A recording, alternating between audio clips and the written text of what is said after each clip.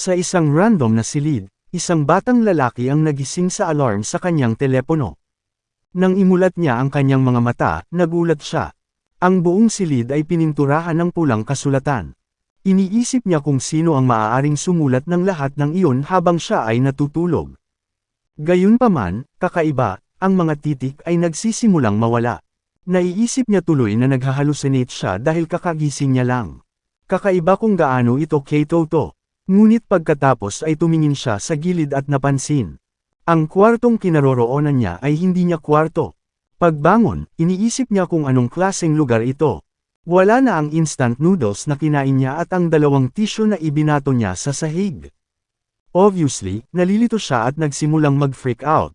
Tila nakatanggap siya ng mga alaala mula sa ibang buhay ng isang taong kapareho niya. Bukod dito, pareho silang mga ulila, ngunit sumunod sila sa iba't ibang mga landas. Ang aming kalaban ay nag-aral sa buong buhay niya at nakapasok sa isang kamangha-manghang unibersidad. Ngunit ang lalaki na ang katawan ay kinuha niya ay huminto sa pag-aaral at nagkaroon ng isang kakilakilabot na trabaho. Pagtingin sa nanginginig niyang kamay, iniisip niya kung nasa ibang mundo siya.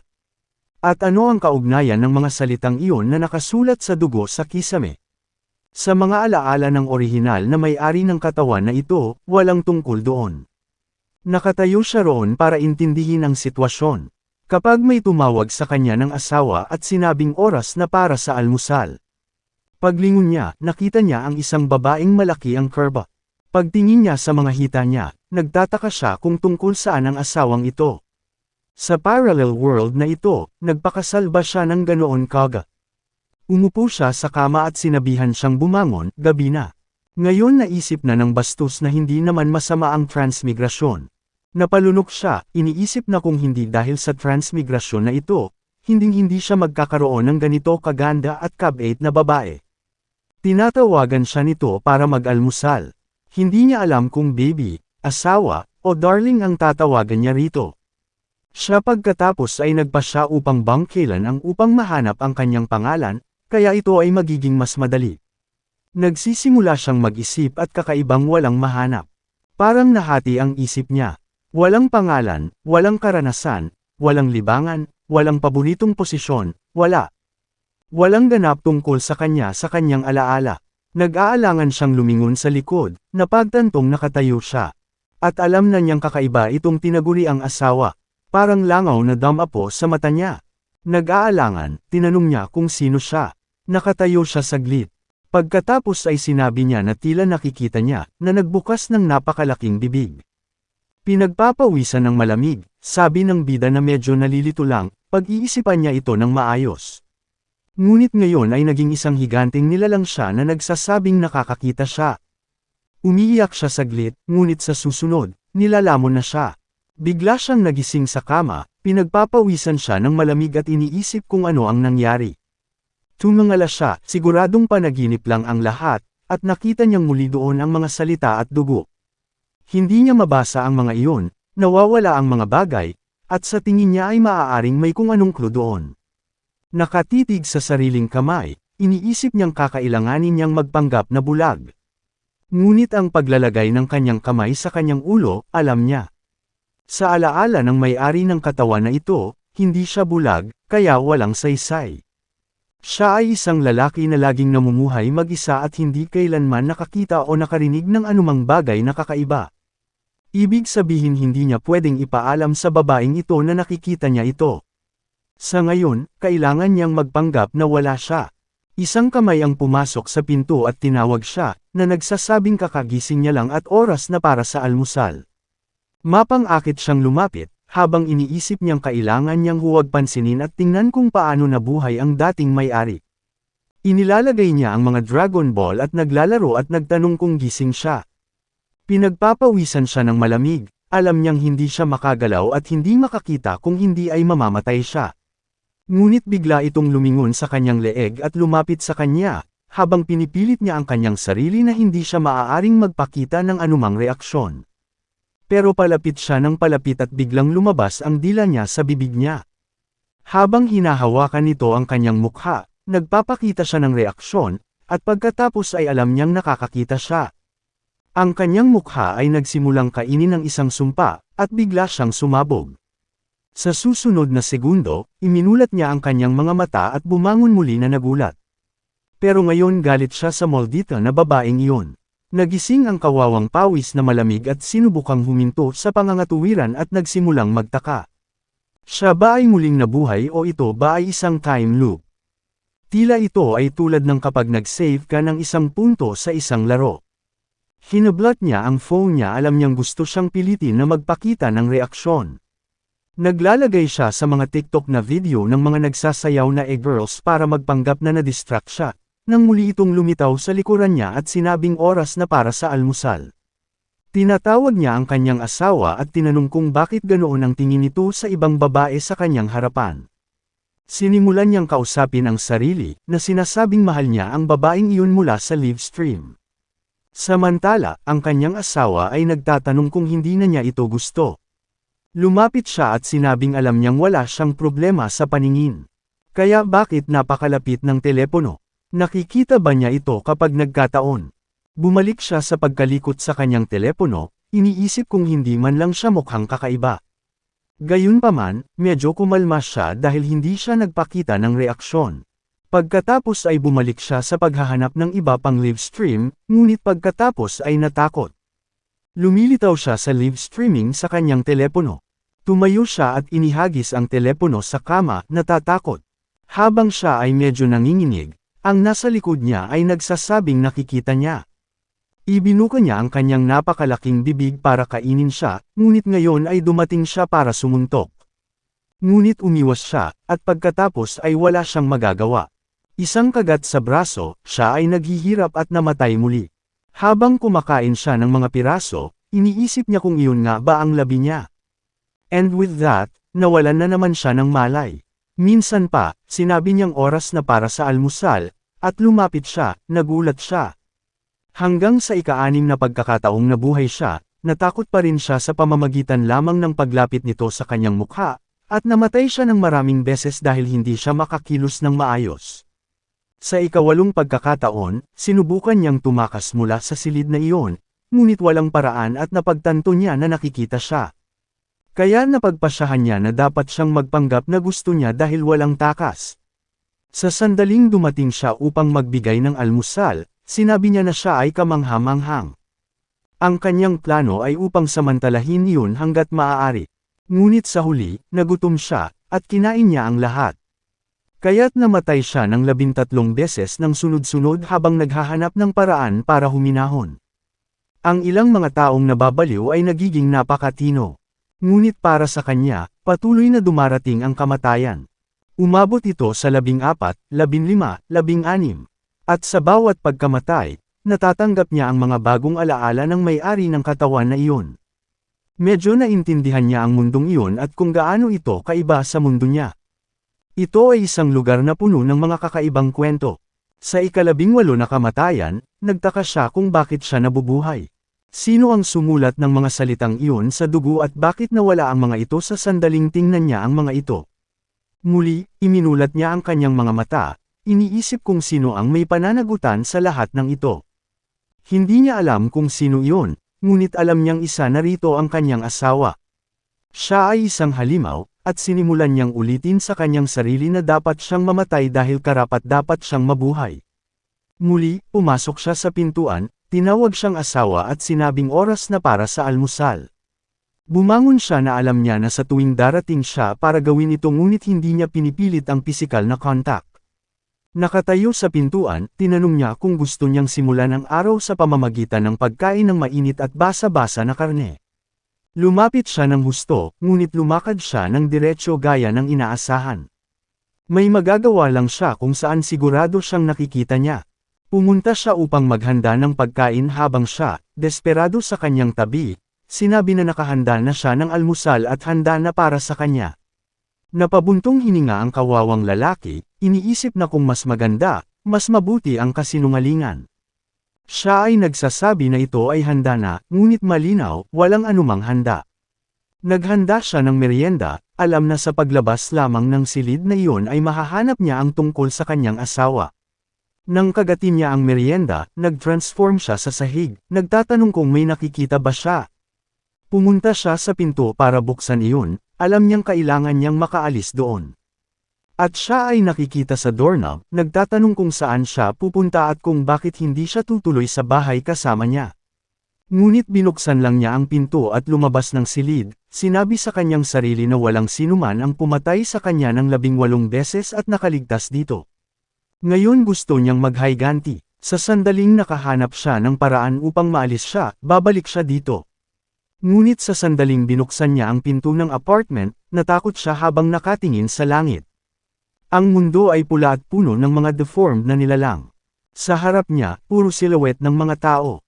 Natakot siya dahil doon at nagsimulang tumawa na parang psychopath, na nagsasabi na ang mundong ito ay talagang kawili-wili.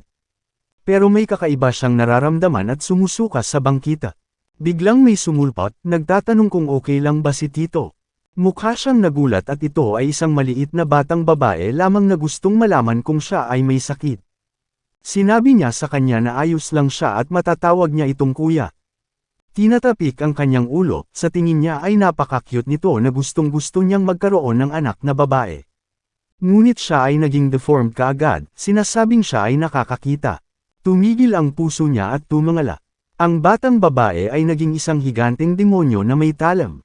Ang ating bida ay nawala ng mga salita at pagkatapos ay nagsimulang tumawa ng malakas, na nagsasabi na ang mundong ito ay napaka-interesante.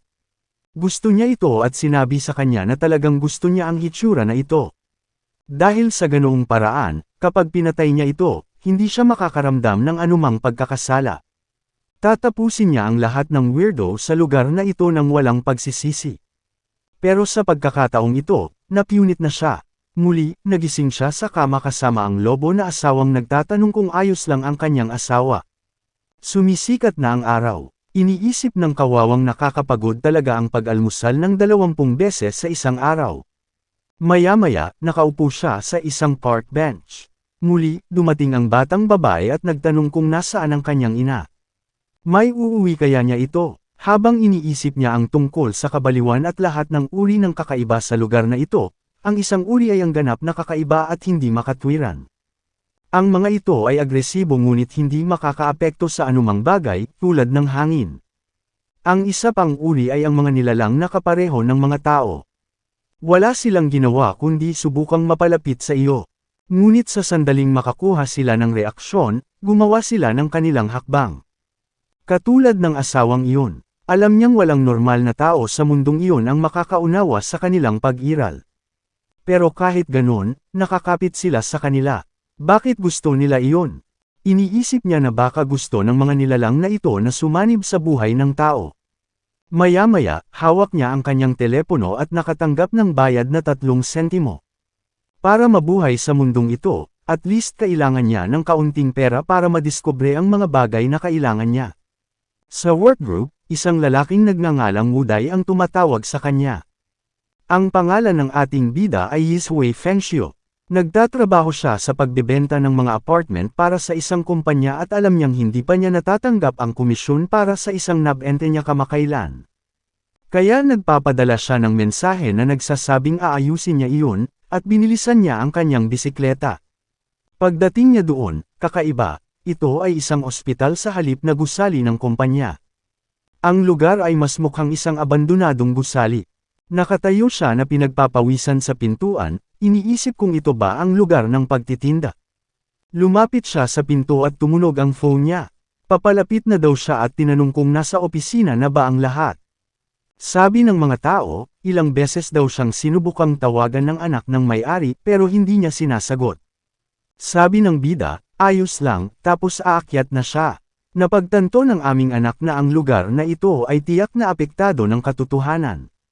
Pero mukhang hindi naman masama ang ginagawa ng mga tao sa tawag. Nakikita niya itong kakaiba, ngunit kawili-wili din. Habang naglalakad sa koridor, bigla siyang may nabangga. Pakiramdam niya ay may nahawakan siyang malambot at iniisip kung ano yun. Mahinahon niyang inabot ang kanyang kamay, gustong malaman kung iyon na ba ang limitasyon na maaari niyang puntahan. Ngunit ang hinawakan niya ay 2 mahiwagang globo ng clairvoyance na hinuhulaan ng isang magandang kinabukasan. Namumula ang rascal, at biglang, may naramdaman siya. Isang sampal ang damapo sa kanyang mukha. Lumilitaw ang batang babae na sumisigaw na magrereklamo siya tungkol sa kanya, at tumakbo siya patungo sa bantay habang hindi niya naiintindihan ang nangyayari. Pagtingin niya, nakalagay ang Bailu Academy. Ngunit sa sandaling kumurap siya, bumalik ang lugar sa abandonadong ospital. Siya ay umabot patungo sa isang pader ng ospital, ngunit kakaiba ang kanyang kamay ay dumaan. Napagtanto niya na hindi siya maaaring makipag-ugnayan sa pisikal na anyo nito, at iniisip na marahil ito ay tulad ng mga nilalang na nangangailangan ng ilang mga kondisyon. Muli, idinaan niya ang kanyang kamay sa dingding, at kasama niyan, dinaanan niya ito.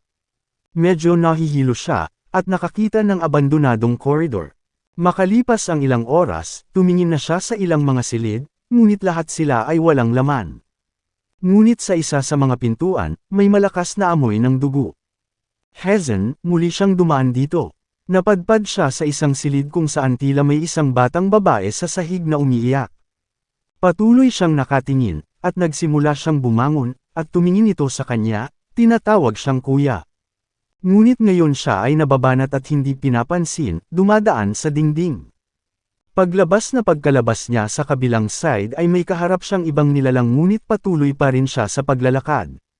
Maging ang halimaw ay mukhang nalilito, at napagtanto niya na mayroong 12-12 ng mga kakaibang bagay doon. Bawat lugar na pinasukan niya ay may mga kakaibang bagay. At ang kakaiba ay ang ilang mga silid ay bukas sa paraang maaari silang makatakas. Ngayon ay gumagaling na siya, at hindi nagpapakita ng anumang reaksyon. Lahat ay salamat sa mahal na asawa na pumatay sa kanya ng 18 beses. Bigla siyang nakakita ng ilang papel sa sahig na nagsasabi tungkol sa experiment number 128 na sumailalim sa pagbabago. Siya ay umuyuko upang kunin ang mga ito, iniisip kong ang lahat ng nagbago ay talagang tao. Pero sa kasamaang palad, hindi man lang niya mabuklat ang pahina para malaman ang nakasulat dahil hindi naman siya kabilang sa mundong iyon. Biglang may dumaan sa kanya. Tumayo siya, at iyon ay buhok ng isang halimaw sa kisame. Bumaba siya sa tabi ng mukha niya at tinanong kung bakit siya naroon. Kung nagkataon, naghahanap ba siya upang tuklasin ang mga misteryo ng buhay kasama siya? Hindi niya ito pinapansin habang iniisip na baka ang pinakamagandang puntahan ay ang opisina ng direktor.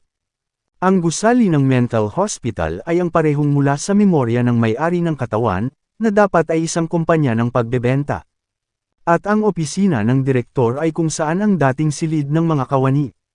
Napagdesisyonan niyang umakyat sa itaas para tignan kung meron ba doon.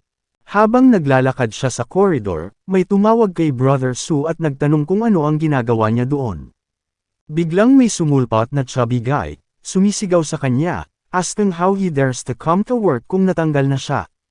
Ngunit lumakad si Fang Shu sa koridor at itinulak ang dalawa sa tabi, sa pag-aakalang walang bagay sa sahig na ito. Ang lalaking may salamin ay mukhang nalilito, at ang amo ay nagmumura sa kanya, nagtatanong kung bakit siya pupunta sa ikalawang palapag at sinabihan ang lalaking may salamin na pigilan siya. Ngunit ang ating bida ay naglalakad na roon, at sa wakas ay nahanap na niya ang opisina ng direktor. May sumigaw na huminto siya, pero nakahawak na siya sa doorknob.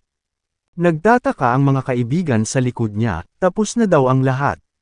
Ngunit sa pamamagitan lamang ng pagtingin sa binti, alam mo na kung ano ang darating. Tingnan ang waistline, tingnan ang maliit na bibig. Kung tutuusin, pinagpipistahan na ang kasamahan. Nagtanong ang mga tao kung sino ang bida at kung ano ang ginagawa niya doon, at bigla niyang hinawakan ang braso nito. Sinabi niya sa kanya na bumitaw at tinanong kung ano ang ginagawa niya, ngunit itinapon lang siya nito, sinabing siya ay masyadong maingay. Nahulog siya at tinulungan siya ng lalaki ng walang ginagawa, habang nakahanap siya ng papel sa mesa. At gaya ng inaasahan niya, may kung anong malaking sikreto sa mental hospital na ito. Sinasabi ng mensahe na kung gusto niyang matanggap ang regalo ng kapalaran at alisan ng takip ang mga lihim ng mundong ito, kailangan niyang pumunta sa room 520. Iniisip niya kung para sa kanya ang sulat na ito, at umalis na gustong malaman kung paano nila nalaman na darating siya. Nasa Building C, room 520. Biglang pumutok ang lampara. Sinusundan pa rin siya ng kaibigang may salamin, habang ang tatlo pang naiwan ay nagsasabing natatakot sila. Binuksan niya ang kanyang telepono, nagsasabing may hindi tama. Sabi ng kaibigang katabi niya, kakaiba ang kinikilos niya ngayon. Bakit wala siyang kausap? Ginagamit niya ang telepono para sindihan ang ikalawang palapag, at napagtantong wala na siya sa mental hospital, kundi sa lumang kumpanya. The guy having fun asked the chubby one for his phone, who says wala rin signal. Sinabi niya sa kanya na huwag mag-alala, dahil sa kanyang katayuan ay maaari niyang ma-access ang higit pa sa kanyang inaakala. Ngunit kung hindi siya mali, ang lahat ng mga bagay na ito ay tumutukoy sa kanilang pagpasok sa isang kakaibang mundo. Ang isang buong lugar na dating isang normal na katotohanan ngayon ay tila dumaranas ng mga anomalya. Ang mga taong nagtatrabaho ay nag-aalala pa rin tungkol sa hindi paghahatid ng serbisyo. Tinanong ng isa sa mga gwardya ng gusali kung okay ang lahat, at sinabing titingnan niya kung ano ang nangyari. Ang isa sa mga batang babae ay yumuko upang kunin ang kanyang telepono at binuksan ang flashlight, ngunit sinabing ito ay masyadong mahina. Nandoon din ang bida. Binuksan niya ito at tinanong ang lalaking may salamin kung bakit mahina rin ang ilaw niya. Tinatanong ng mga tao ang blonde na lalaki tungkol sa sinabi nito tungkol sa pagpasok nila sa kakaibang mundo. Nang bigla siyang nawala ng galit at sinabihan ang lahat na tumahimik, na nagsasabing kailangan nilang manatiling kalmado dahil iyon lamang ang paraan upang mabuhay sila. Tumahimik ang mga tao, nakitang na-stress siya nang wala sa oras. And the guy explains that in simple terms, nakapasok na sila sa mundong puno ng mga multo. Karaniwan, ito ay isang kahaliling dimensyon kung saan sila nakatira. Natahimik sandali ang mga tao at nagtatanong tungkol sa guard na pumunta para tingnan ang ilaw. 3 minuto na ang nakalipas at hindi pa rin siya bumabalik. Muling nagbabala si Tang na sa mundong ito, hindi ka maaaring lumabag sa anumang ghost rules o mamamatay ka. Ang chubby na lalaki, nanginginig, nagtatanong kung ano ang kanilang gagawin ngayon. Sumagot siya na kailangan nilang agad na humanap ng paraan para makatakas doon o lahat ng nasa lugar na iyon ay mamamatay. Pinagpapawisan ng malamig ang bida at nakarinig ng tunog sa likuran niya. Mula sa pamilyar na sensasyon, alam niyang multo itong paparating. Binabalaan niya ang lahat na malapit nang dumating ang isa. Sinabihan siya ng mga tao na huwag nang magbiro dahil walang multo doon. Ngunit ang isa sa mga babae ay napahawak sa buhok habang pinapanood ni Fang Shu ang mga tao na nagsisigawan hanggang sa sinabi niyang wala na si Shaoli. Ang batang babae sa salamin ay natatakot, sinabi na siya ay maaaring umalis. Nasa tabi lang niya at sinimulang tawagan ang kanyang kaibigan, sinasabihan siyang may sasabihin. Walang makakakita ng maayos doon dahil sa dilim. Tinanong ni Yuteng ang bida kung nakita niya ang hitsura ng multo. Sinagot niya iyon sa kasamaang palad, hindi niya ito nakita dahil biglang nawala ang dalaga. Sa sandaling ito, ang lahat ay nagsisimulang magduda kay Fang Shu, na nagsasabi na siya ay kumikilos na kakaiba. Sabi ni Yuteng na parang hindi naman siya natatakot. Siya kaya ay isang espiritual na guro. Nalilito, tinanong niya kung ano iyon. Nakakapagtaka ang lalaki na hindi alam ni Fang Shu kung ano ang isang espiritual na master ngunit siya ay masyadong kalmado. Ang kanyang pagkakakilanlan ay pinag-uusapan. Ipinaliwanag ng lalaki na ang isang espiritual na master ay isang taong kayang kontrolin ang kanilang espiritual na enerhiya, at sa mga sandaling tulad nito, sila ang kinakailangang mga tao. Tinanong ni Fang Shu kung ang espiritual na master na ito ay isang taong natutunan ito sa larangan ng kakaiba. Kung ganoon ang kaso, gusto niyang malaman kung paano ito gagawin. Muli, napansin ni Tang na siya ay napakakalma at kumpiyansa, kaya marahil siya ang susi upang makaalis doon. At pagkatapos ay ipinaliwanag niya na upang makaalis sa mundong iyon, kailangan mong tipunin ang kapangyarihan ng mga multo. Kailangan mong matugunan ang 2 kondisyon ng sabay-sabay.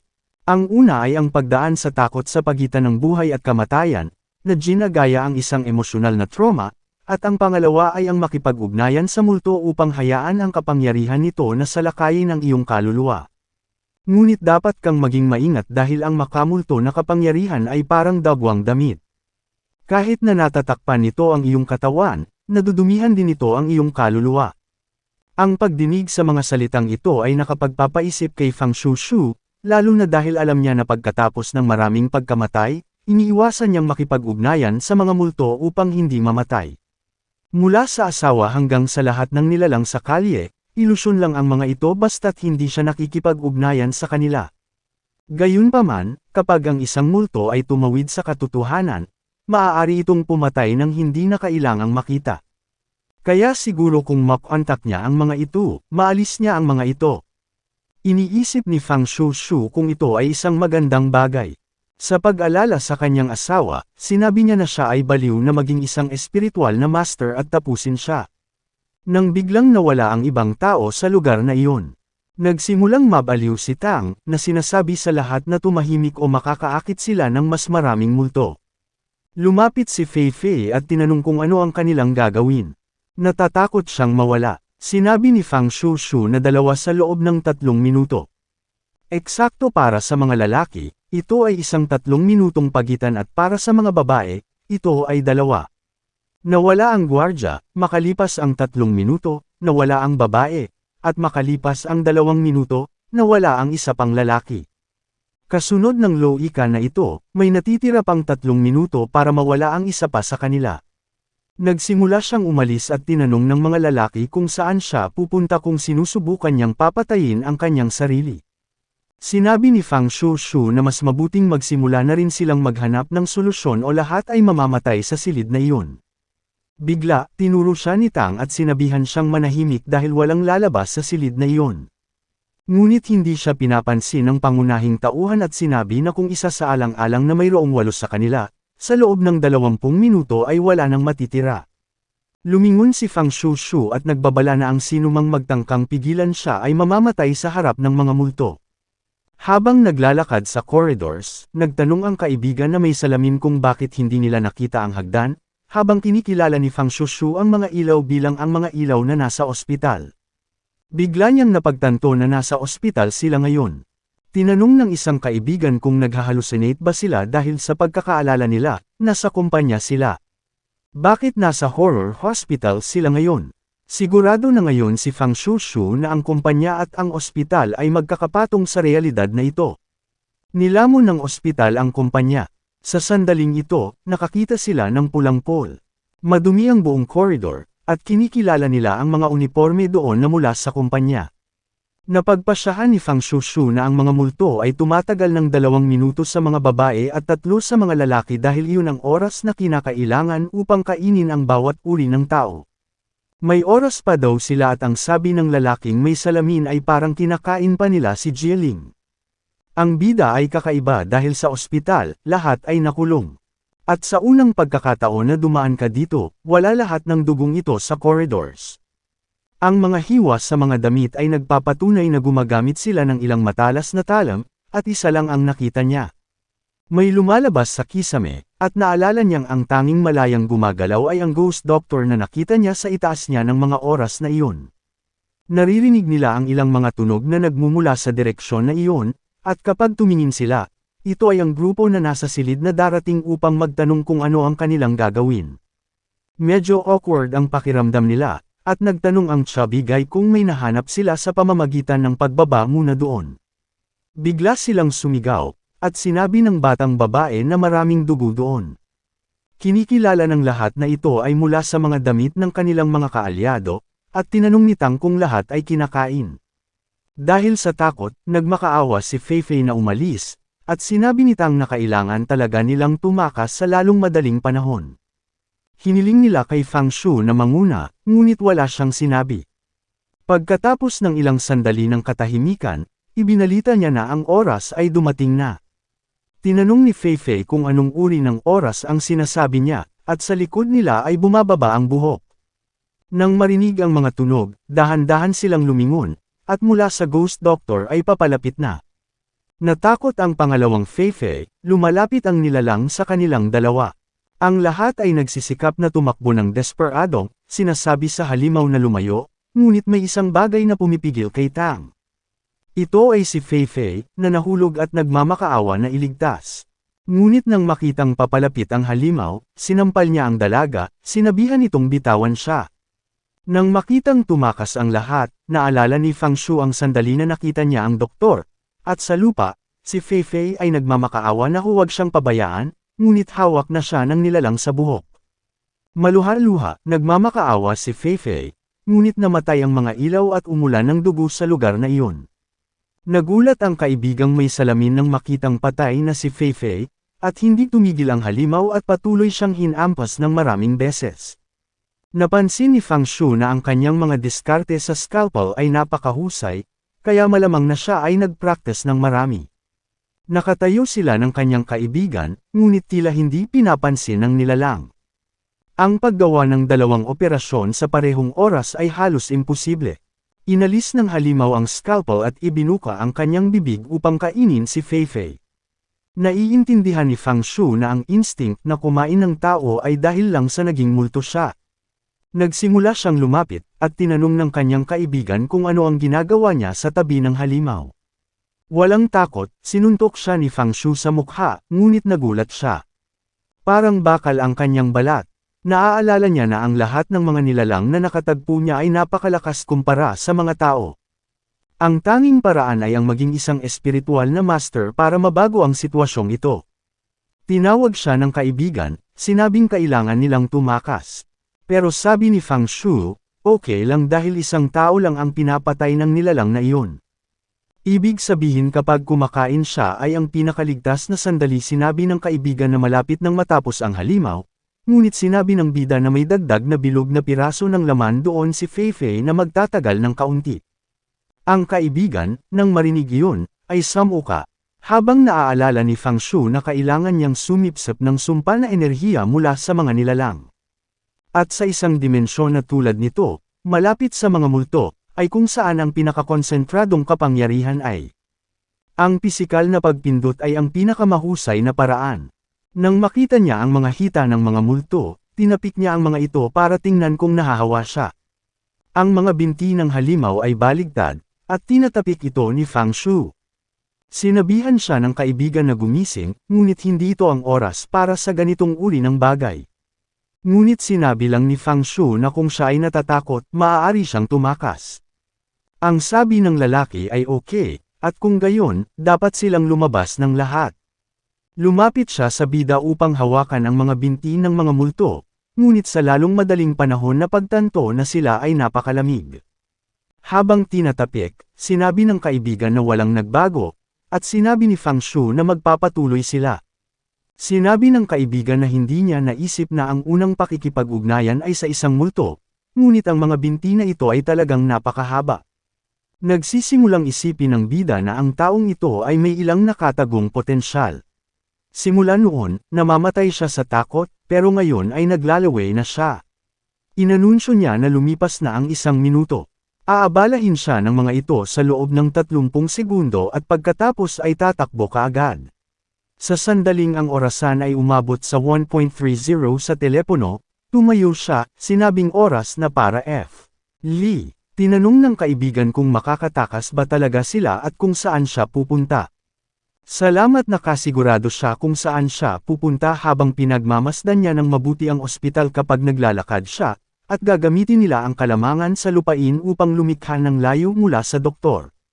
Ngunit lumitaw si Her sa kanyang harapan. Iniisip niya kung nagkamali ba siya ng kalkula at kung paano siya natapos kumain ng ganoon kabilis. Sapat na ang dami ng laman ni Fifi. Pagkatapos ay napansin niya ang 2 silicone implant sa sahig. Lahat ay peke, at ngayon ay nasa likod niya ang multo. May hiwa siya sa leeg niya. Dahil doon, nagdilim ang screen ng bata. Matapos umikot ang kanyang ulo sa hangin, muli niyang iminulat ang kanyang mga mata. Ngunit ngayon ay bumalik siya sa sandaling kasama ang halimaw na iyon. Sakto nung sinabi ng kaibigan na sobrang lamig. Napagpasyahan ni Fang Shu na ang mga time loop ay tinutukoy ng mga kaganapan. O baka ito ay tulad ng isang laro kung saan kailangan mong pumasa sa isang antas at bahagi nito ay naisave.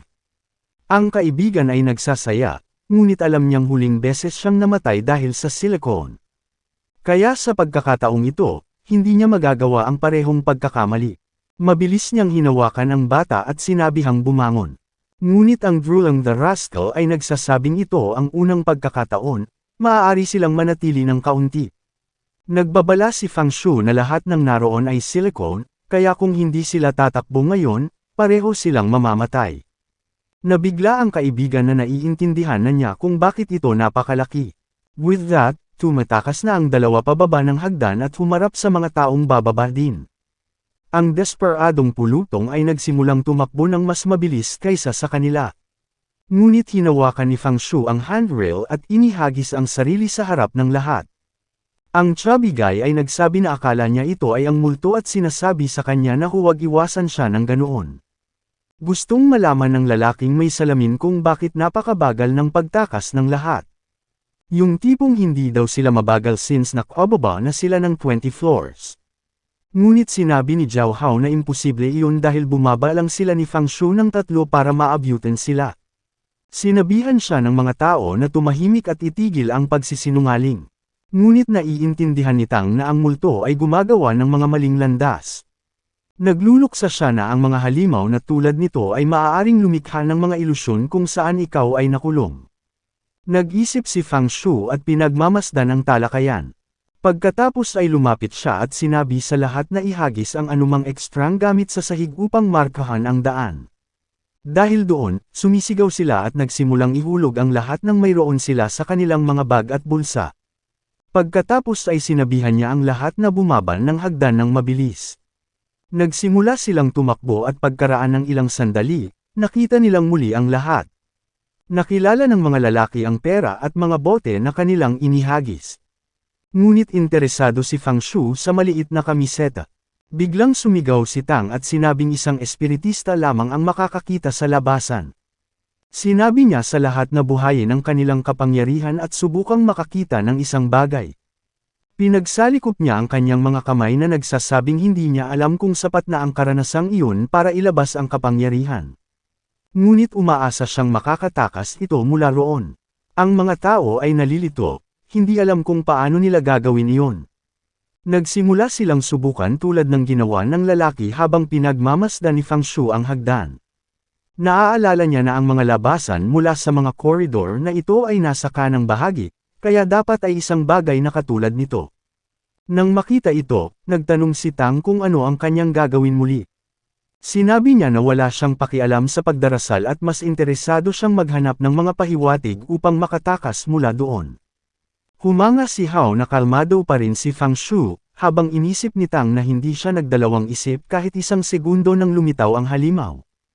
Ang kakaiba ay ngayon ay tumakas sila pababa ng hagdan at natagpuan muli ang dalawa. Not to mention na pareho silang gumugol ng kahit isang minuto sa isang halimaw sa corridor. So anong nangyari? Sa ilang kadahilanan, napagpasyahan ng psycho na dapat nilang sinasamantala ang multo. Napakaraming kahulugan, ngunit malinaw na iniisip niya na hindi posible, salamat sa Diyos. Hinawakan ni Fang Shu ang isang pader at tinanong ni Hao kung ano ang kanyang ginagawa. Nagbibilang siya sa pagitan ng 10, 12, 15, at ipinadala upang huminto. Nahanap daw niya. Ang kaibigan ay humanga na mayroon talagang isang pinto, at si Tang ay nagpakita, nagtatanong kung talagang nakita nila ito at tumakbo. Ang problema ay kung paano ito buksan. Naisip niya kung saan dapat ang lock at inilipat ang kanyang kamay sa kawalan. Binuksan nito ang pinto, kung saan may lumabas na enerhiya. Si Fang Shu ang mauunang papasok, ngunit nabangga siya ni Tang at tumakbo palabas, sinabing sa wakas ay naligtas na sila. Lahat ay dumaan sa kanya, desperadong sinusubukang makatakas. Tinanong ni Hao kung bakit hinahayaan niyang magpatuloy ang lahat at kung paano siya kalmado. Alam na alam ni Fang Shu na kapag nakaharap ang nilalang na iyon, walang dahilan para subukang maging mabilis. Nang lumitaw ang isang mabilog at malaki ang ilong na lalaki, sinabihan ng dalawa na tumakbo o sila ay gagamitin bilang mga kalasag upang mamatay. Ang plano ni Fang Shu ay malinaw na makita kung sino ang mahuhuli. Sa ganoong paraan, titigil ang multo at madaragdagan niya ang kanyang espiritual na kapangyarihan. Nagpatuloy ang mga tao sa harapan, desperadong tumakas, hanggang sa bigla na lang silang pumili sa pagitan ng dalawang direksyon. Lumikha ito ng divergence sa team dahil gusto ng lahat na magpatuloy ang ibang tao para subukan ang mga landas, at muling tinanong ni Tang si Fang Shu kung ano ang dapat nilang gawin. Kung nahanap niya ang bakal na pintong iyon, dapat alam niya ang daan palabas doon. Si Fang Shu ay hindi masyadong gustong tumulong dahil ang lahat ay patuloy na nagtutulak at umaasang mamamatay siya. Panay ang sigaw ng grupo na sinasabihan siyang magsalita ng mabilis dahil papalapit na ang multo. Sinabi lang ni Fang Shu na wala siyang pakialam doon, sa pag-aakalang para sa kanya, lahat ng naroon ay isang kasangkapan lamang. Sa sandaling iyon, ang doktor ng multo ay hindi matatalo at ang kailangan niyang gawin ay bumili ng oras. Habang tinatahak niya ang tamang landas, iniisip niya na para makaalis doon, kailangan niyang magsakripisyo ng buhay. Sa sandaling makita siya ng grupo na tumahak sa landas na iyon, nagsimula silang tumakbo, at isang kamay ang maririnig mula sa likuran. Ang chubby guy ang huli at alam ni Fang Shu na dumating na siya. Sa lalong madaling panahon, sa kisame, siya ay naghahanda sa pag-atake sa kanya. Habang nakikita niyang tumatakas ang lahat, lumapit siya sa pinakahuli. Habang papalapit ang buhok, nagpanik ang chubby guy, na nagsasabing hindi siya pwedeng mamatay.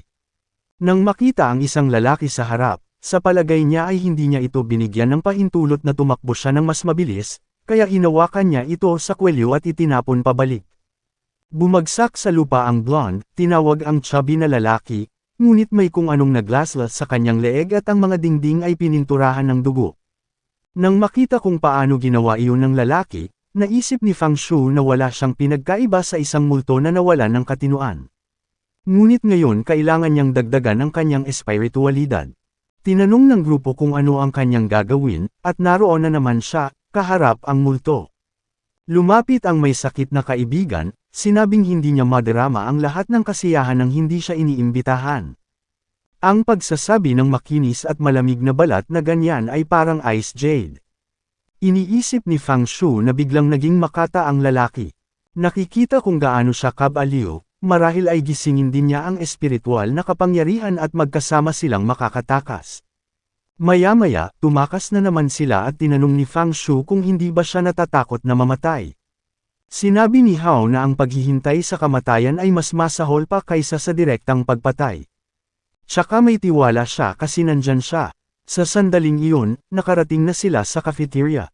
Lahat ay namamatay sa gutom at uhaw dahil matagal na silang tumatakbo. Sinimulang kunin ni Tang ang lahat, sinabing ibibigay niya ito sa iba mamaya. Lumapit yung chubby guy, asking to share a bit. Kapag sinabi ng ilan sa mga batang babae na may nakita siya at sinabihan siya nito na huwag lumipat. Ito ay isang pinto at siya ay lumalapit, sinasabing sila ay naligtas. Pero pagbukas pa lang niya, may isa pang pinto sa dulo ng koridor. Napansin ni Fang Shu na ang liwanag doon ay mas pinigilan kaysa dati. Habang papalapit siya sa pinto, sinabi ni Fang Shu na hindi ito nakalock. Habang binubuksan nila ito, isa lang itong utility room. Iyon ang katapusan ng landas na kanilang pinili at ang problema ngayon ay upang bumalik. Kailangan nilang maghintay na may mamatay at makagambala sa doktor. Nagsimulang bumalik ang bida sa paghahanap sa multo habang sinusumpa siya ng lahat dahil sa pagpili sa maling landas. Halatang hindi niya nagustuhan iyon dahil hindi naman niya hiniling na sumunod sa kanya. Nagkomento si Hao na dapat gawin ng lahat ang gusto nila at hindi pinilit ni Kuya Fang Shu ang sinuman na sumunod sa kanya. Reklamo ng isang chubby guy, baliwala daw kasi siyang napili na walang alam. Sinubukan ni Tang na pakalmayan ang lahat, sinabing mag-concentrate sa kaligtasan ng buhay ang priority. Sinabi niya na sa kanyang naobserbahan, ang nilalang na iyon ay umaatake ng isang tao sa isang pagkakataon at nagpapahinga ng 2 hanggang 3 minuto. Ang pagpipilian ngayon ay pumili ng isang tao na magsisilbing pang-abala at lumikha ng pagkakataon para makatakas ang lahat. Naunawaan kaagad ni Fang Shu kung ano ang mangyayari. Lumapit si Tang at hinampas siya sa dibdib, sinabing kung hindi dahil sa kanya, walang tao, kaya siya ang napiling magbayad ng mga kasalanan. Tinanong ni Hao kung ano ang kanyang ginagawa at sumigaw si Tang para tulungan ang lahat, ngunit pumasok si Fang Shu at inilagay siya sa isang chokehold. Habang hinihila siya palayo, tinawag niya ang chubby guy para tumulong, na ngayon ay inilagay din si Hao sa isang chokehold at nahulog kasama niya sa lupa. Biglang sumara ang pinto. Inihiwalay ni Fang Shu ang kanyang sarili sa labas. Tinanong ng grupo kung ano ang ginagawa niya. Sinabi ni Fang Shu na hindi niya akalain na magiging ganoon kainteresado siya sa mga tao. Tila, mas estranghero sila kaysa sa mga multo. Pinasalamatan niya ang mga ito para sa kanilang interes ngunit nagbabala na babayaran niya ang lahat sa susunod. And with that, muli siyang namatay. Nang bumagsak ang kanyang katawan sa lupa, binuksan ng grupo ang pinto para tumakbo palabas. Si Hao, na may luha sa kanyang mga mata, ay tumulong kay Fang. At sa paglingon ni Tang, nakangiti, may nakita siyang nakakatakot. Kahit patay na, nakangiti si Fang Shu at sinabihan siyang maghintay lang ng kaunti. Bumalik sa sandaling binalaan niya na ito ay silicone. Tumakbo siya palabas, ngunit sa pagkakataong ito ay nakangiti siya ng nakakatakot. Ang mga lalaki ay tumatakbo pababa ng hagdan, sinusubukang makatakas, iniisip na ang multo ay darating. Nang muli siyang bumagsak sa harapan, hindi pinapansin ang lahat, nagsimula siyang tumakbo habang nagtatanong kung ano ang kanyang ginagawa. Habang bumababa siya sa mga hagdan, nagbibilang, ang grupo ay muling nakikitungo sa problema ng paglalakad ng mga bilog. Lumapit siya sa pinto at walang takot na binuksan iyon.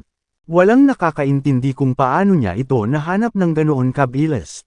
Tinanong ni Tang kung nagising ba niya ang kanyang espiritual na kapangyarihan, ngunit hindi niya pinansin ang mga ito at binalaan na mayroon silang 1 minuto bago lumitaw ang multo. Nang makita ito, ngumiti si Tang, na nagsasabing tila nagising nga niya ang kanyang kapangyarihan. Kung tinulungan niya siyang makatakas, magbabayad siya ng 5 milyon. Ngunit ngumiti lang si Fang Shu, sinabing hindi na kailangang magmadali dahil may kailangan siyang lutisin bago umalis. Nang tatanungin na sana ni Tang kung ano iyon, niluhod siya ni Fang Shu sa singit. Napaungol ang kawawang lalaki at bumagsak sa sahig sa sakit. Sinabi ni Fang Shu na dapat niyang gamitin ang 5 milyon para gamutin iyon. Nang hihinayang, sinabi ni Tang na maaari siyang magbayad ng higit pa kung hihilingin lamang niya. Ngunit ngayon malamig ang bida. Ang iba sa kumpanya ay nagsimulang sampain siya, nagtatanong kung paano siya naging napakarumi. Ngunit nagbabala si Fang Shu na imposibleng makatakas sa bilis ng multo. Ngunit kasama si Tang sa lupa, lahat ay naligtas. Nataranta ang grupo sa ideyang ito ng pagliligtas, hanggang sa biglang may isang sipa na naman at ngayon ay namimilipit na sa sahig ang chubby na lalaki. Sinabi ni Fang Shu na dapat ay matagal na siyang namatay. Si Hao at ang iba pang grupo ay nagtatanong kung siya ay nabaliw, at kung gagawin niya ito sa lahat. Sinabi ni Fang Shu na hindi dahil kailangan niya ng kahit isang tao lang ang natitira. Sinabi ni Hao na ito ay isang magandang plano, habang ang grupo ay nagsimulang magtanong kung siya ay talagang tao.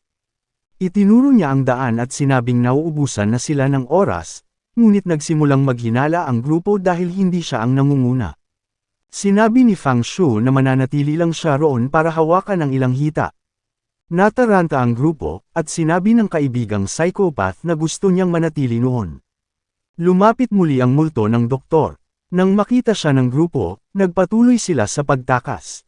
Ngunit huminto sila sa likod mismo ng pader upang pagmasdan kung ano ang mangyayari, habang ang bida ay pinapanood ang paglapit ng halimaw.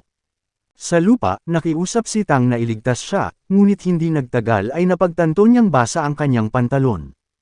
Ang sipa ni Fang Shu ay nagdulot ng panloob na pagdurugo, at siya ay tumalon upang hawakan ang kanyang mga paa na nagsasabing mamamatay sila ngunit si Fang Shu ay tinapakan lamang ang kanyang kamay at sinabi sa kanya na huwag mag-alala. Mananatili siya roon, sa tabi niya, pinapanood siyang mamatay. Hinawakan ng halimaw ang kanyang leeg, at dahil doon, wala na ang lalaki. Tinakpan ng pintura ang mukha ni Fang Shu, na dinilaan pa niya. Baliw talaga yung lalaki. Sinabi pa niya na hindi naman masama ang lasa ng paghihiganti. Ngunit sa pagkakataong iyon, may kung ano siyang naramdaman sa kanyang puso, at nag-iisip kung paanong posibleng bumilis ang kabog ng kanyang dibdib. Bigla niyang narinig ang boses ng kanyang asawa na tumatawag sa kanya, at naisip niya na ito ay kamangha-mangha na makita itong magkawatak-watak tulad ng lalaking ito. Nagsimula siyang sumulong sa multo, at iniisip ng grupo kung ito ba talaga ang kanyang plano. Tinitigan niya si Hao, at naalala na sa sandali ng kanyang kamatayan, may tumawag sa kanya ang lalaki. Dahil doon, inanyayahan niya ang kanyang kaibigan na sumali. Ngunit si Hao ay tila hindi masyadong masigla, at tinawag siyang multo ng lahat. Sa sandaling iyon, napagtanto ni Fang Shu na ang pagkamatay ng 20 beses na iyon at nakaranas ng napakaraming kabaliwan ay naging dahilan upang wala na siyang anumang pagbabago sa emosyon. Ang kanyang pagkatao ay unti-unting nawawala, at sa sandaling iyon, siya at si Zhao Hao ay ganap na naiiba. Pero wala siyang opsyon kaya hindi niya pilitin ang kaibigan. Ngunit bigla, sinabi iyon ni Zhao Sa. Sa kumpanyang iyon, siya lang ang taong mapagkakatiwalaan niya. Dahil siya lamang ang kanyang tunay na kaibigan, magtitiwala siya sa kanyang plano. Pero nakakatakot daw ang itsura niya sa buong mukha niya. Ngunit hindi nagtagal ay lumapit siya na namumula ang mukha upang i-activate ang higit pang espiritual na kapangyarihan. Habang sila ay nagsasaya, tinanong ni Hao kung bakit niya sinalakay ang dalawa. Sinabi ni Fang Shu na kung isa sa alang-alang ang bilis ng multo, imposibleng makatakas. At sa sandaling naabutan niya, ang dalawang iyon, na may mas mataas na posisyon, ay itatapon ang iba. Bigla siyang nakaramdam ng kung ano at tinanong si Hao kung may naramdaman siyang lamig na papalapit sa kanyang katawan. Sabi ni Hao hindi, normal lang siya. Habang napagtanto ni Fang Shu na hindi ito ilusyon, ang nararamdaman niya ay isang impluwensya ng kapangyarihan ng multo. Napansin niyang napakahina ng koneksyon, ngunit tila umabot sa kritikal na punto. Marahil ito ang pasimula sa pagkakaroon ng espiritual na kapangyarihan. Ngunit ngayon ay tila naudyukan si Hao, na gustong mahanap ang malamig na rehiyong ito. Bigla niyang binalaan na dapat silang tumakbo. Gayunpaman, sinabi ni Fang Shu na walang problema dahil ang chubby na lalaki ay nakahiga sa malapit. Napangiti ang bata, sinabing iyon ay talagang magandang balita. Ngunit tinanong niya kung ano ang pakiramdam ng gisingin ang espiritualidad dahil wala siyang nararamdaman. Ipinaliwanag ni Fang Shu na ang malamang na kulang sa kanya ay mga sitwasyon sa buhay o kamatayan. Hindi pa umabot sa kinakailangang punto ang mental state kaya naman hindi niya ito naramdaman. Nalaman ni Hao na kakaiba at nagtaka kung kailan nakaranas ng ganoon si Fang Shu. Seeing her lick the chubby guy's face, buti na lang daw dahil aabot ito ng mga 5 minuto. Kailangan nilang gamitin ang oras na ito para sumipsip hanggat maaari. At kasabay noon, nagsimulang pumasok ang malamig na enerhiya sa katawan ni Fang. Sinimulan niyang subukang alamin kung saan at hindi nagtagal ay naramdaman niyang tila papunta ito sa kanyang utak at puso. Sila ngayon ay nagiging mga blok ng yelo. Isang malamig na talim ang tumama sa buong katawan niya. At pagkabasag ay may lumitaw na liwanag sa kanyang dibdib. Isang flash na puro at naging pulang globo. Sa sandaling nagkamalay si Fang Shu, napagtanto niya na ang lahat ng kanyang 5 pandama ay natalas. Maging ang bilis ng kanyang pag-iisip at kontrol sa kanyang katawan ay bumuti. Parang mas maraming parte ng mundo ang naging available sa kanya. Ngunit napagtanto niyang nagising siya nang wala pang 1% ng kanyang espiritual na kapasidad. Ang tila may kaugnayan sa pagnanasang naramdaman niya. Nagtaka siya kung ano iyon at biglang nakaramdam ng pagkabigla sa kanyang puso. Siya ay naghihirap at nag-iisip kung ang kanyang kakayahan ay magdulot ng sakit. Ang pagkakasunod-sunod ng mga pagkamatay ay ginawa ang kanyang pinakamalaking pagnanais na ibalik ang pakiramdam na iyon. Maging ito ay mga negatibong emosyon, mga pagbaluktot sa isip, o sakit, maaari niyang gawin ang mga kaaway na maranasan ang lahat ng ito. Out of nowhere, napangiti siya at nagsimulang tumawa, na ngayon ay hindi kapanipaniwala ang kanyang kakayahan. Nang makita siyang nababaliw, tinanong ni Hao kung nagtrabaho iyon. Habang si Fang Shu ay naghinuha na natanggap niya ang pinakamahusay na posibleng kakayahan para sa kanya. Sa pag-alala sa kanyang mahal na asawa, siya ay nakatayo sa kawalan ng ulirat habang tinatawag siya ni Hao, sinabing 2 minuto na ang lumipas. Ngunit sinabihan lang siya ni Fang Shu na tumabi dahil susubukan niya ang kanyang kapangyarihan. Kaagad, umatras si Hao, na nagsasabing tila nagtrabaho ito at iyon ay napakahusay. Lumapit siya sa Ghost Doctor. Itinuon ang kapangyarihan sa kanyang kamay, alam niyang dala nito ang lahat ng naranasan niya noong mga panahong iyon. Alam niya na sa maraming beses na namatay siya, mas maraming sakit ang maiipon niya at mas lalakas siya. Hanggat siya ay patuloy na nabubuhay, maaari niyang palakasin ang kanyang sarili ng walang hanggan. Sinuntok niya ang multo sa mukha, sinabing gusto niyang maranasan niya ang obra maestra na ito. Ang suntok ay tumama sa kanya, ngunit ang lakas ay tila nawala. Napabalikwas siya at nalaglag ang scalpel habang umiiyak sa sahig. Ngunit agad na napagtanto ni Fang Shu na ang kanyang suntok ay katamtaman, at ang maliit na espiritualidad na mayroon siya ay naubos na ngayon. Ang suntok ay hindi nasakta ng multo, at tila hindi niya naramdaman ang sakit na ginawa nito. Habang iniisip niya ito, sinabi ni Hao na baka oras na para tumakas, o maaari silang bumalik sa paghipo muli. Naisip niya na marahil ang paglalagay ng enerhiya na ito sa mga sandata ay ang pinakamahusay na paraan. And speaking of weapons, there was one right on the ground for him to use. Yumuko siya para kunin ito, ngunit maya-maya ay nakaramdam siya ng lakas. Ang talam na iyon ay tila imposibleng iangat, at ang kapangyarihan nito ay agad na umatake sa puso ni Fang. Nakikita niya ang lahat ng oras na ginamit ang sandata na iyon, ang walang katapusang sakit na natanggap nito. Ngunit sa sobrang sama ng loob, naisip niya kung magagamit niya ito para wakasan ang doktor. Sinabihan niya si Hao na tumabi. Sa sandaling ginawa niya, inatake niya ang doktor sa likod mismo ng leeg. Ngunit wala itong nagawa, hinayla ni Hao ang kanyang shirt at sinabing hindi man lang ito nag-iwan ng bakat. Paano nila siya papatayin ng ganito? Ang kaibigan ay patuloy na tinatapik ang kanyang likod, at napagpasyahan ni Fang Xiu na kung walang espiritual na kapangyarihan, hindi ito gagana.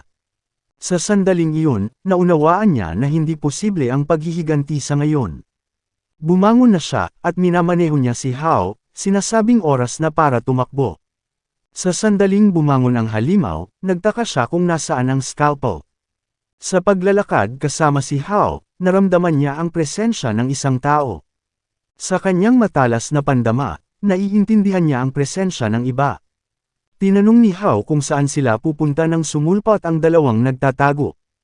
Tinawag sila ni Hao na mga duwag dahil sa paglayas at ngayon ay bumalik para humingi ng tulong. Ngunit sinabi ni Fang Xiu na isa lamang ang solusyon. Kailangan nilang dumaan sa bawat isa sa 4 na pinto. Natakot ang lahat, at sinabi ng lalaki na may isang halimaw na sumusunod sa kanila, mayroon lamang silang oras upang subukan ang isa. Hindi sila pinansin ni Fang Xiu at lumayo, sinabing hindi niya pinipilit ang sinuman na sumunod sa kanya. Nang makarinig sila ng ingay sa likuran nila, alam nilang papalapit na siya. Napagtanto ni Fang Xiu na sa pagnanakaw ng scalpel, magbabago ang ugali ng aswang. Binuksan niya ang pinto at sinabihan ang lahat na tumakbo. Nagsimula silang umakyat sa hagdan sa desperasyon. Pagkasara pa lang nila ng pinto ay nawasak ito mula sa likuran at nagsimulang umakyat sa koridor ang aswang.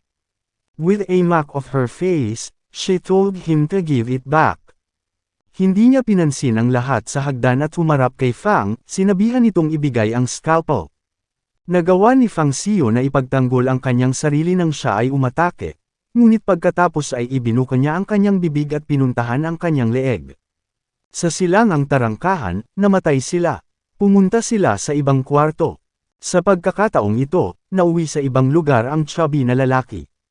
Muli, ninakaw niya ang scalpel at tumungo sa ibang direksyon, nakangiti.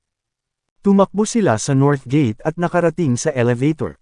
Ngunit sa sandaling sinubukan niyang pumasok, binuksan ng halimaw ang pinto at tinapos din siya.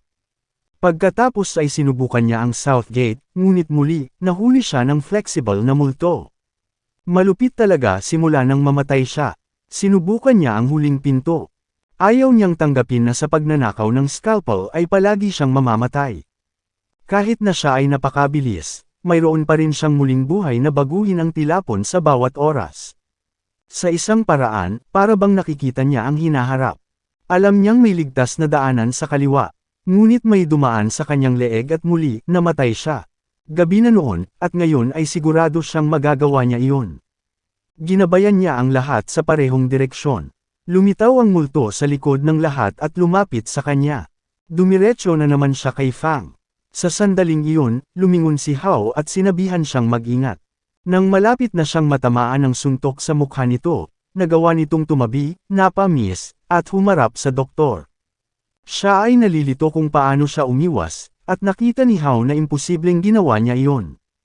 Nakangiting parang baliw, tumakas si Fang Shu. Muli, sinubukan niya itong hampasin at nagawa niyang makadak. Pagkatapos ng maraming pagkamatay, natutunan niya ang mga pattern ng pag-atake nito. Bukod dito, ang sakit ay nagpapalakas sa kanyang katawan at nagdaragdag ng kanyang espiritual na kapangyarihan. Humanga si Hao sa kanyang kakayahang hulaan ang mga galaw. Hindi ito nagustuhan ng multo. Naghanda siyang tumalon at kagatin siya, ngunit tiwala siya na alam na niya ang kanyang pinagdaanan. Nang muli itong lumapit sa kanya, gamulong ito sa gilid at muling umiwas. Nababaliw na ang multo, sinasabihan siyang mamatay na. Hindi makapaniwala ang grupo na tinatakasan niya siya. Habang iniisip ni Hao na ito ang kapangyarihan ng isang espiritual na guro, na tumatakbo patungo sa pintuan, muli niyang nakita ang labasan, tiwala na ngayon ay makakatakas sila. Ngunit ang kakaiba, huminto ang multo sa kanyang harapan. Siya ay nalilito at sinabihan siya nito na huwag pumunta habang si Fang Shu ay kakaiba dahil tila natatakot siya. Dahil doon, tumakas siya, naghatid ng isang tiyak na pag-atake sa kawawang Hao. Napaatras ang kawawang lalaki, iniisip kung ano ang malamig na bagay na iyon. Tumakbo siya kay Fang Shu at tinanong kung ano ang nangyari. Sinabi niya na ang lahat ay normal at ayon sa loika, iyon ang landas sa kaligtasan. Ngunit napagtanto niyang pati ang doktor ay tumakas nang makita ang lugar na iyon. Nangangahulugan iyon na maaaring hindi ito ang labasan, ngunit sa halip ay isang bagay na nakakatakot na kahit siya ay natakot. Alam niyang bibig iyon ng bangin. Nagtatanong tuloy ang grupo kung bakit hindi siya tumakbo. Umupo siya, sinabing mainam na magpahinga sandali. Pagkatapos mag-isip ng kaunti, nagkaroon siya ng ideya at sinabi sa lahat na bumangon. Muli, naglakad sila sa mga pasilyo ng ospital na iyon, at dahan-dahan siyang lumapit sa metal na pinto, iniisip kung talagang may malaking panganib sa labas. Nang sinimulan niyang buksan ito, tinanong ni Hao kung hindi ba mapanganib na gawin ito. Wala raw silang pagpipilian kundi ang pumunta at pumasok sa kadiliman. Doon, wala siyang makita, at ang lugar ay napakatahimik na naririnig niya ang kanyang mga iniisip. Nilamon na ng dilim ang landas na pinanggalingan niya, kaya ang tanging pagpipilian ay sumulong. Patuloy siyang sumulong at pasulong. Tila naubos na ang mismong pakiramdam ng oras. Parang walang katapusan ang landas. Pagkatapos maglakad para sa kung ano ang pakiramdam tulad ng isang walang hanggan, iminulat niya ang kanyang mga mata, at natagpuan ang kanyang sarili sa harap ng pasukan ng akademya, na nagpaisip sa kanya kung nakatakas ba talaga siya. Nagtakbuhan ang lahat, at ipinagdiwang ni Hao na sa wakas ay nakatakas na sila. Gusto ng lalaki na makaalis doon ng mabilis hanggat maaari, at tinawagan ni Hao si Feng, sinabihan siyang tumakbo din. Ngunit alam ni Feng Shu na may kakaiba. Nang lingunin niya, ang tanging nakikita ay ang paaralan, at nawala ang ospital. Sinabi ni Hao na gusto na lang niyang umuwi at magpahinga dahil nakakapagod ang maghapon. Noon may napansin si Feng. Nagsimula siyang tumakbo sa paligid, sinabi na ito ay nawala. Walang mga multo sa lungsod. Hindi niya matanggap na tumakas siya ng walang dahilan.